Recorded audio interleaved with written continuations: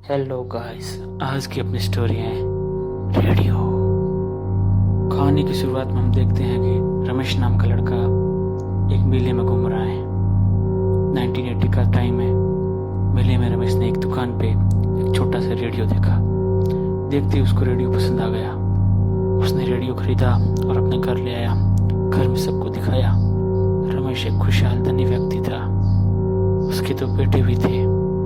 एक दिन व्यापार के काम से रमेश दूसरे गांव जा रहा था। उसके पास बहुत सारा सामान था और गले में लटका हुआ रेडियो।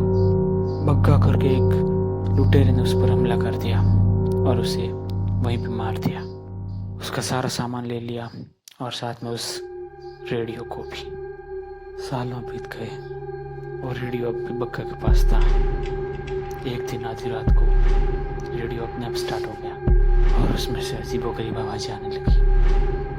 बग्गा समझ गया कि कुछ तो गड़बड़ है। उसने उस रेडियो को फेंक दिया।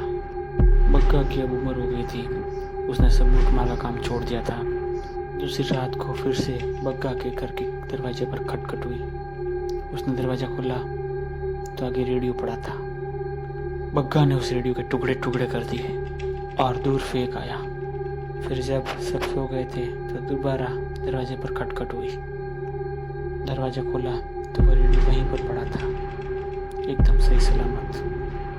बग्गा ने वापस तोड़ के फेंक दिया उसको। इस बार कुछ नहीं हुआ। सब आराम से सो गए। बग्गा अपने कमरे में आराम से सो रहा था। उतने में खिड़की पर उसको कुछ सुनाई दिया।